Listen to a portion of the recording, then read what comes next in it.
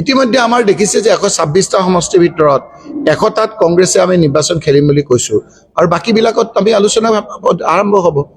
এতিয়া যি দেখা গৈছে বিজেপি এজিপিৰ লগত এলায়েন্স কৰে নকৰে ঠিক নাই।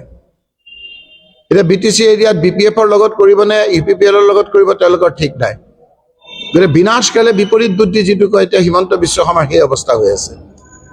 এতিয়া কাৰ লগত তেওঁলোকে সন্ধি কৰিব কি কৰিব বুটতে এইবাৰ 26ত যে হিমন্ত বিশ্ব শৰ্মা মুখ্যমন্ত্ৰী আঁতৰিব সেই কথা আজি সকলো ঠাইত আহিলে স্পষ্ট হৈ গৈছে।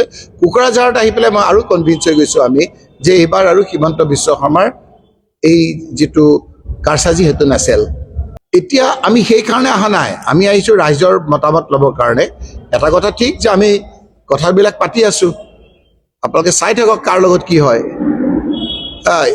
আমাৰ এতিয়া হিমন্ত বিশ্ব শৰ্মা কাৰ লগত হ'ব, ইউপিপিএলৰ লগত হ'ব নে বিপিএফৰ লগত হ'ব, তেওঁলোকেতো একো নাই কোৱা। গতিকে আমাৰো আপুনি কথাবিলাক আমি আলোচনা কৰি আছো, সময়ত এই কথাবিলাক আপোনালোকক জনাম।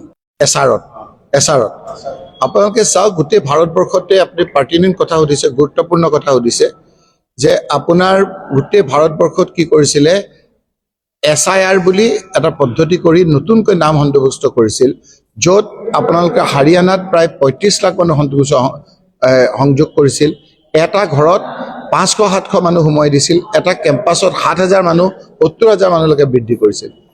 অসমৰ ক্ষেত্ৰতো যেতিয়া SIR কৰিব খুজিছিলে আমি কংগ্ৰেছ পাৰ্টীয়ে কৈছিলো যে আমাৰ ইয়াত NRC কৰা সময়ত SIRতকৈ আৰু ডাঙৰ SIRত যিখিনি কাগজ লাগে তাতকৈ বেছি সকলোৰে গৈ হাৰাশাস্তি কৰি হলেও আজি আমাৰ এটা NRC হৈ গ'ল।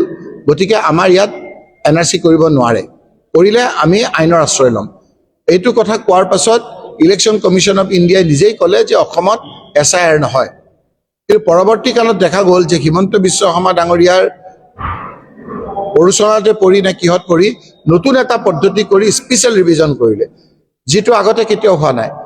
স্পেচিয়েল ৰিভিজন কৰাৰ পিছত দেখা গ'ল যে অনলাইন পদ্ধতিত এতিয়া অসমৰ বাহিৰৰ লোকেও তাত বহি ইয়াৰ কিছুমান ছাপোৰ্টাৰ যদি তেওঁলোকৰ থাকে বিজেপি ছাপোৰ্টাৰৰ ঘৰত তেওঁলোকৰ ঘৰ দেখুৱাই তেওঁলোকে ইয়াত নাম অন্তৰ্ভুক্ত কৰিব পাৰে। এইটো কিয় কৰে? এইটো এইকাৰণে কৰিছে যে অসমৰ মানুহৰ ওপৰত বিজেপি হিমন্ত বিশ্ব শৰ্মাৰ বিশ্বাস নাই। সকলো জাতি জনগোষ্ঠী তেওঁৰ ওপৰত ক্ষোভিত হৈ আছে আৰু সেইকাৰণে তেওঁ বাহিৰৰ মানুহ আনি যিকোনো মানুহৰ ঘৰত সোমাই, আজি আপোনালোকে দেখিছে ডাঙৰ ডাঙৰ হৰফেৰে গোটেই পেপাৰবিলাকত ওলাইছে যে এই পদ্ধতিটোত আমি সজাগ হৈ থাকিব লাগিব।